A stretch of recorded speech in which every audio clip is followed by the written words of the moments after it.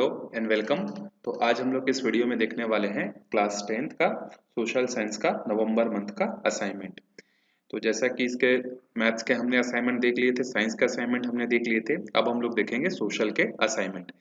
तो मैंने यहाँ पर क्या किया है, जो सोशल के जो असाइनमेंट है सिर्फ उतना ही नहीं बताया है, इसके अलावा कुछ एक्स्ट्रा भी चीजें मैंने इसमें इंक्लूड कर दी है ताकि आपके लिए सारे क्वेश्चंस क्या हो जाए, एकदम इजी हो जाए और सिर्फ एग्जाम पॉइंट ऑफ व्यू से नहीं बल्कि प्रॉपर नॉलेज के बेसिस पर भी ये सारी चीजें आपके लिए अच्छे से समझ में आए। तो थोड़ा सा मैंने यहाँ पर वर्ड्स ज्यादा रखे हैं, just not for assignment, it is for exam point of view as well as for your knowledge. तीनों चीजों के लिए मैंने ये जो है यहाँ पर जो है नोट्स जो है प्रिपेयर किया है। तो अगर आपको थोड़ा सा ज्यादा लगता है तो ये ऐसा मत समझना कि एग्जाम में तो हमको इतने नहीं लिखने हैं। तो हर चीज एग्जाम पॉइंट ऑफ व्यू से नहीं, कुछ चीजें जो होती हैं वो नॉलेज पर्पज के लिए भी हमको जाननी होती है। तो देखो, फर्स्ट क्वेश्चन क्या है, right the description of kharif rabi and जायद क्रॉप्स विद एग्जांपल। हमसे यहाँ पर पूछ रहा है कि खरीफ क्या होता है, रबी क्या होता है और जायद क्रॉप जो है क्या होता है। तो पहले हम लोग यहाँ पर देखते हैं खरीफ क्रॉप और रबी क्रॉप में डिफरेंस क्या होता है। तो सबसे पहले इनका मीनिंग क्या होता है, देखो, kharif is an Arabic means autumn crops that are sown with the beginning of monsoon rain are kharif crops. मतलब ऐसे क्रॉप्स जो जो जिनकी बिगिनिंग जो की जाती है या जिनको सोन किया जाता है, जिसको बोया जाता है जब मानसून स्टार्ट होने वाला रहता है। और मानसून कब स्टार्ट होता है, जून और जुलाई में। तो ऐसे क्रॉप्स जिनको लगाया जाता है जून और जुलाई में, ऐसे क्रॉप्स क्या कहलाते हैं, खरीफ क्रॉप कहलाते हैं। वहीं पर रबी क्रॉप्स क्या होते हैं, crops that are harvested in the spring season are rabi crop. Rabi crop are sown right after the end of the monsoon.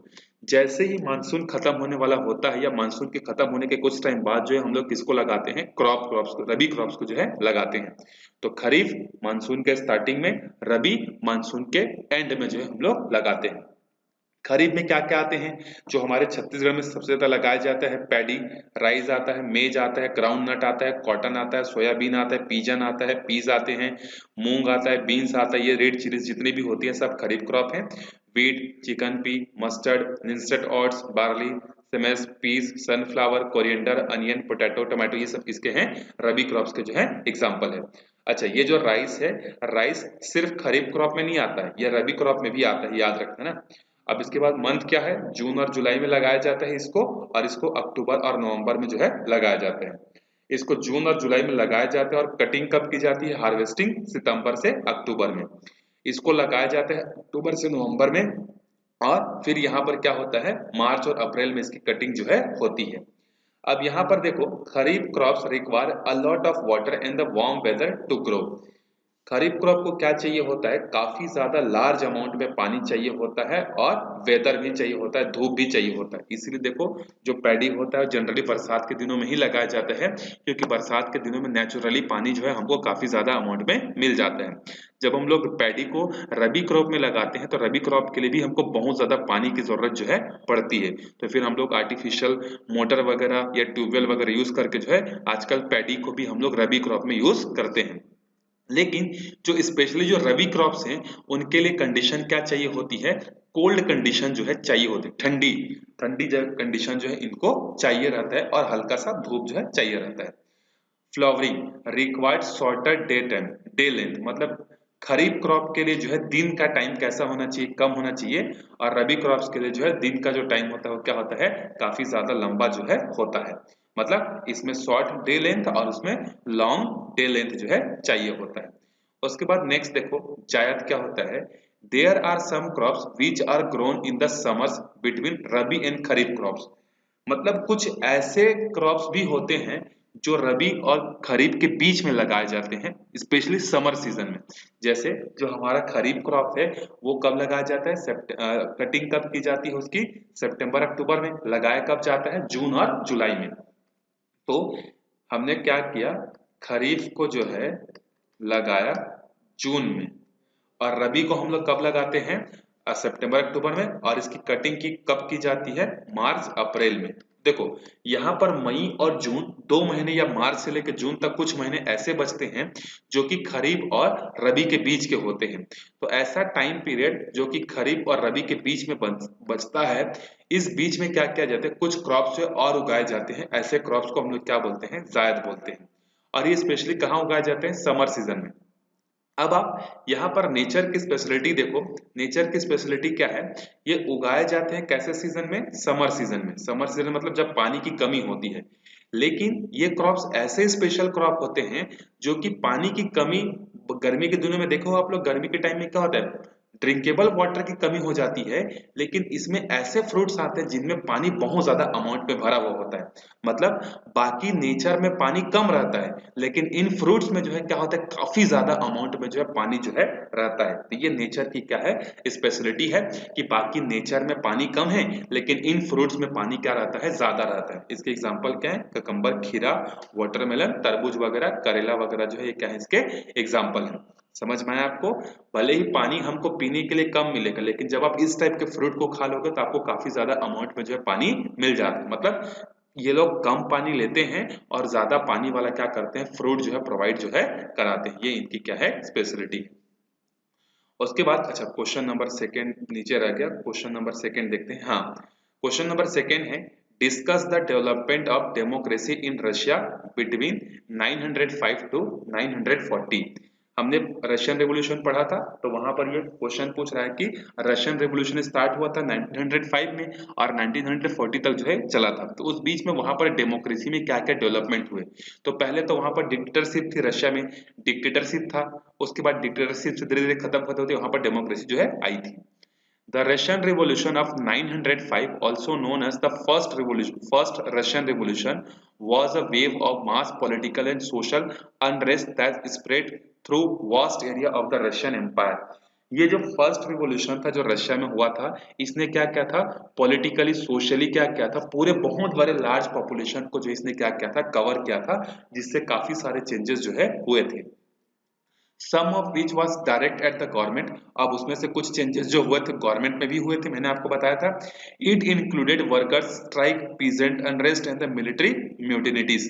हमने पढ़ा था कि वहां पे जो वर्कर्स थे उन्होंने स्ट्राइक कर दिया था, वहां के जो किसान थे उन्होंने काम करना, मतलब जो हेड थे उनको कैप्चर करना चालू कर दिया था, जो मिलिट्री थे अपने से बड़े ऑफिसर्स को जो है क्या किया था? कैप्चर करके रखना चालू कर दिया था, और सब लोग अपने हिसाब से क्या करने चालू कर दिए थे? काम करना चालू कर दिए थे। It lead to constitutional reform, और इन्हीं सब चीजों के कारण रशिया में क्या हुआ? एक कॉन्स्टिट्यूशनल रिफॉर्म हुआ, जिसको हम लोग क्या बोलते हैं? अक्टूबर मैनिफेस्टो बोलते हैं। और इसके कारण से वहां पर एक पर्टिकुलर क्या हुआ? डेमोक्रेसी स्टैब्लिश हुई। वहां के किंग को वहां पर इस्तीफा देना पड़ा, और किंग को हटाकर वहां पर जो है एक असेंबली बनाई गई, एक पार्लियामेंट बनाया गया, जिसको क्या बोलते हैं? ड्यूमा जो है बोलते हैं। और वहां पर मल्टी पार्टी सिस्टम लगाया गया, और वहां का कॉन्स्टिट्यूशन जो है 1906 से जो है बनना स्टार्ट हो गया था। तो पहले डिक्टेटरशिप थी, जिसका लोगों ने क्या किया? काफी ज्यादा क्रिटिसिज्म किया, गवर्नमेंट का क्रिटिसिज्म किया, वर्कर्स ने स्ट्राइक किया, पीजेंट ने स्ट्राइक किया, मिलिट्री ने, यहाँ पर देखो म्यूटिनीज, म्यूटिनीज का मतलब होता है विद्रोह किया, जिसके कारण से वहां पर जो है डेमोक्रेसी जो है स्टैब्लिश हुई। तो पहले डेमोक्रेसी नहीं थी, बाद में इनके कारण से डेमोक्रेसी जो है आ गई। चलो अब देखते हैं क्वेश्चन नंबर 3 क्या है। What do you mean by credit card? What is the difference between the saving account and the fixed deposit account? देखो, क्रेडिट कार्ड क्या होता है? A credit card is a thin rectangular piece of plastic or metal issued by the bank or financial services company that allowed cardholder to borrow funds with which to pay for goods and the services with the merchants that accepts card for the payment. Credit card जो होता है वो एक तरीके का क्या होता है? रेक्टेंगुलर शेप का बना हुआ प्लास्टिक का या एक मेटल का जो है बना हुआ कार्ड होता है, जो कौन इश्यू करता है? बैंक या फाइनेंशियल जो है सर्विस प्रोवाइड करने वाली जो कंपनीज होती हैं वो इश्यूज करती हैं। जैसे आप लोगों के स्कूल के आईडी कार्ड होंगे कि नहीं, तो आपके स्कूल का आईडी कार्ड आपके स्कूल का आईडी कार्ड कौन जारी करता है? आपके स्कूल वाले चालू करते हैं। तो उसी तरीके से क्रेडिट कार्ड जो होता है वो बैंक या जो फाइनेंशियल इंस्टीट्यूशन जो होते हैं वो क्या करते हैं? इश्यू जो है करते हैं। और किसको करते हैं? जो कार्ड होल्डर होता है उसको करते हैं। और जब ये क्रेडिट कार्ड किसी आदमी को मिल जाता है, तो वो आदमी क्या कर सकता है? उस क्रेडिट कार्ड को यूज करके जो है गुड्स और सर्विसेज क्या कर सकता है? परचेस कर सकता है, और पे जो है उससे कर सकता है। अब देखो, यहाँ पर आप लोगों के घर में भी आप एटीएम कार्ड होंगे, सुने होंगे। तो वो जो एटीएम कार्ड जो होता है उसको हम लोग बोलते हैं सेविंग, या क्रेडिट कार्ड नहीं बोलते, सेविंग कार्ड बोलते हैं, या डेबिट कार्ड बोलते हैं। उसको क्या बोलते हैं हम लोग? Debit card. एक होता है डेबिट कार्ड और एक होता है क्रेडिट कार्ड। डेबिट कार्ड क्या होता है? पहले आप पैसा जमा करोगे, फिर उसके बाद उसमें से कुछ निकाल निकाल कर आप क्या करोगे? खर्च करोगे। लेकिन क्रेडिट कार्ड में क्या होता है? देखो, जो बैंक होता है ना, वो जो जैसे मान लो मैं एक आदमी हूं, मेरे को क्या किया बैंक ने जो है क्रेडिट कार्ड प्रोवाइड किया। तो क्रेडिट कार्ड प्रोवाइड करने का मतलब क्या होता है कि अगर मेरे अकाउंट में अगर पैसा नहीं है तब भी मैं क्या कर सकता हूँ, कुछ लिमिट तक जो है बैंक के पैसे को खर्च कर सकता हूँ। फिर जब मेरे पास पैसा आएगा तो मैं उसको क्या करूंगा, रिटर्न कर दूंगा। जैसे पोस्टपेड होता है, आप लोग सुने होंगे मोबाइल में प्रीपेड होता है और पोस्टपेड होता है। प्रीपेड मतलब पहले रिचार्ज कराओ और जो सर्विसेज है उसको एंजॉय करो, उसको बोलते हैं प्रीपेड। उसी तरीके का होता है डेबिट कार्ड। आप बैंक में जाओ, अकाउंट ओपन कराओ, बैंक में पैसा जमा करो, वो पैसा आपका सेफ रहेगा। फिर आप अपने हिसाब से उसमें से क्या करोगे, कुछ कुछ अमाउंट जो है निकालोगे। लेकिन क्रेडिट कार्ड क्या होता है, पहले खर्च कर लो, फिर कुछ पर्टिकुलर टाइम इंटरवल के लिए आप क्या करोगे, उस पैसे को रिटर्न करोगे। जैसे 45 दिन। अगर किसी आदमी के पास क्रेडिट कार्ड है और उसके पॉकेट में एक भी पैसा नहीं है, ना उसके बैंक अकाउंट में है, फिर भी वो अपने क्रेडिट कार्ड को यूज करके क्या कर सकता है, कुछ अमाउंट जो है खर्च कर सकता है। और वो अमाउंट को उसको एक पर्टिकुलर टाइम इंटरवल में क्या करना होता है, लौटाना होता है। तो क्रेडिट कार्ड क्या हुआ, एक तरीके से हमारा क्या हुआ, उधारी हुआ, जो बैंक से हम लोग लेते हैं और खर्च करते हैं। फिर उस उधारी के पैसे को 45 दिन के अंदर में हमको क्या करना होता है, पे करना होता है। तो क्रेडिट कार्ड वाले जो होते हैं, जनरली जो बिजनेसमैन होते हैं ना, जिनको बार बार पैसे का ट्रांजेक्शन करना पड़ता है, उन लोगों के लिए क्रेडिट कार्ड जो स्पेशली जो है इशू जो है किया जाता है। क्योंकि कभी बिजनेसमैन के पास पैसा रहते हैं, कभी नहीं रहता है, लेकिन उसको तो पैसे की जरूरत हमेशा रहता है। तो कई बार कुछ चीजों के कारण पैसा नहीं आता है या फंस जाता है कहीं पर, तो उसके लिए क्रेडिट कार्ड की फैसिलिटी प्रोवाइड की जाती है ताकि उसका बिजनेस रुके ना। तो बैंक बोलता है कि आप हमसे एक लाख रुपए ले लो, 45 दिन के अंदर खर्च करके दे देना करके। तो वो क्या हुआ, एक तरफ से उधारी हुआ। और जैसे कि क्रेडिट कार्ड इशू करने वाला एक है चेस सेफियर रिजर्व, ये क्या करता है, क्रेडिट कार्ड जो है इशू जो है करता है। उसके बाद नेक्स्ट क्वेश्चन क्या था, सेविंग अकाउंट क्या होता है करके। तो देखो, a saving account is a bank account maintained by customer to deposit his personal saving as well as to undertake personal monetary transaction. Saving account एक ऐसा अकाउंट होता है जो बैंक में कोई आदमी ओपन करता है, और ओपन करने के बाद उस अकाउंट में वो आदमी पैसा डिपॉजिट करता है, अपने पर्सनल सेविंग को जमा करता है, और फिर अपने हिसाब से वो क्या करता है, उस पैसे को जो है खर्च करता है। उसको बोलते हैं सेविंग अकाउंट। इससे फायदा क्या होता है, आपका पैसा बैंक में जो है सेफ रहता है। फिर आप अपने जरूरत के हिसाब से उसमें से कुछ निकाल निकाल कर क्या करते हो, खर्च जो है करते हो। फिक्स डिपॉजिट क्या होता है, देखो, a fixed deposit account is an account of customer maintained with the bank in which the money is deposited with his for specific defined period of time which the money can not be drawn. नाम से ही समझ में आ रहा है, fixed. Fixed मतलब क्या होता है, आप अपना पैसा लेकर गए बैंक में और आपने बोला कि मेरे को फिक्स्ड डिपॉजिट अकाउंट जो है ओपन करना है 5 साल के लिए। इसका मतलब क्या है कि आपने जो भी पैसा बैंक में जमा किया है 5 साल के लिए, उस 5 साल के अंदर में आप उस पैसे को दोबारा यूज नहीं कर पाओगे। जबकि सेविंग सेविंग अकाउंट में क्या था, एक बार आप गए बैंक में पैसा जमा कराए, फिर अपना जब भी जरूरत पड़ा, आज जरूरत पड़ा तो आज, कल जरूरत पड़ा तो कल, परसों जरूरत पड़ा तो परसों आप निकाल सकते हो। लेकिन फिक्स्ड डिपॉजिट अकाउंट में क्या होता है, आपने अगर 5 साल के लिए फिक्स्ड डिपॉजिट कर दिया तो 5 साल बाद ही वो पैसा निकल पाएगा, उससे पहले जो है पैसा नहीं निकल पाएगा। या अगर आपने 10 साल के लिए किया तो 10 साल बाद ही वो पैसा निकल पाएगा, उससे पहले जो है कभी भी नहीं निकल पाएगा। तो फिक्स्ड डिपॉजिट मतलब जितने टाइम के लिए आपने किया उस टाइम तक के लिए पैसे को भूल जाओ, आप नहीं निकाल सकते, उसके बाद निकाल पाओगे। अगला है, why are terms and condition like interest rate, time period, guarantee, mortgage etcetera necessary for giving a loan, explain with an example for the each condition.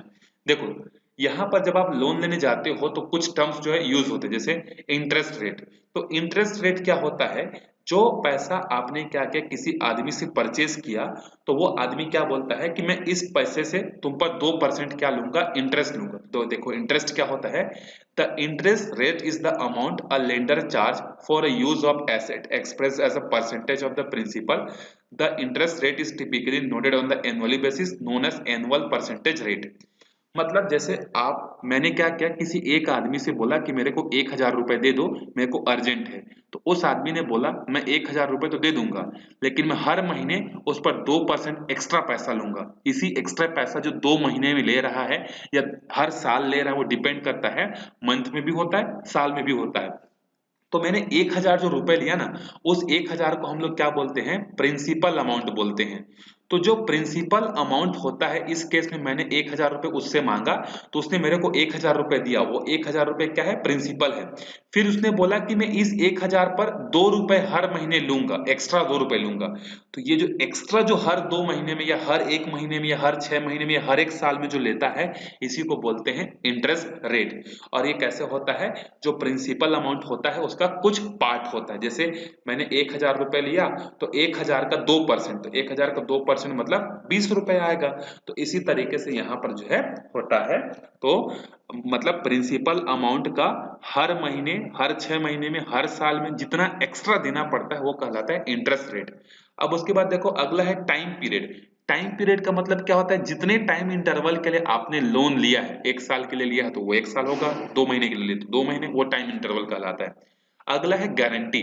Guarantee क्या होता है, अब आप गए किसी के पास, बोले कि मेरे को पैसा दे दो, तो आपको दे देगा क्या, नहीं, वो आपकी जान पहचान का नहीं है। तो इसीलिए आपको क्या करना पड़ता है, कुछ चीजें उनके पास गिरवी रखनी पड़ती है, इसी को हम लोग क्या बोलते हैं, गारंटी बोलते हैं। ताकि इससे जो पैसा देने वाला है वो इंश्योर हो जाए कि लेने वाला अगर पैसा वापिस नहीं करेगा तब मेरे पास इसका ये सामान तो पड़ा हुआ है करके, उसी को हम लोग क्या बोलते हैं, गारंटी बोलते हैं। जैसे लोग लोन लेने के लिए क्या करते हैं, अपने घर को गिरवी रख देते हैं, ज्वेलरीज को गिरवी रखते हैं, उसी को बोलते हैं गारंटी। ताकि अगर रिटर्न ना कर पाए तो जो पैसा देने वाला था उसका पैसा डूबे ना, इसको बोलते हैं गारंटी। उसके बाद देखो अगला क्या होता है, मोर्टगेज क्या होता है।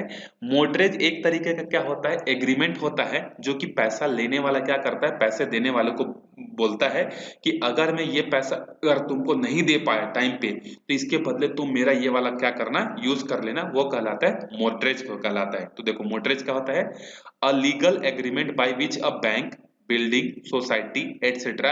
lend money at an interest exchange for taking title of debenture property with the condition that the conveyance of the little become void upon the payment of the debt।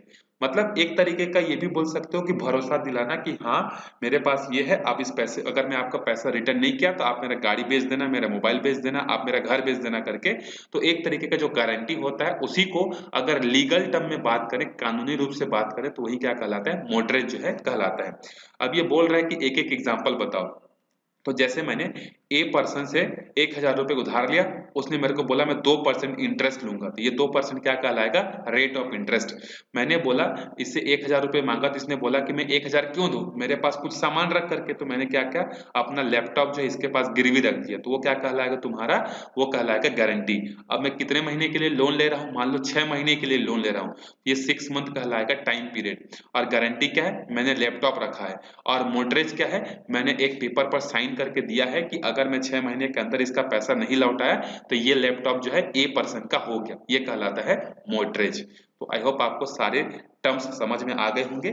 फिर भी अगर समझ में नहीं आया होगा तो कमेंट करके बताना, मैं आपके लिए एक सेपरेट और इसी पर वीडियो ला दूंगा एकदम इजी लैंग्वेज में, ताकि आपके लिए इजी हो जाए। तो मिलते हैं अगले वीडियो में, तब तक के लिए बाय बाय।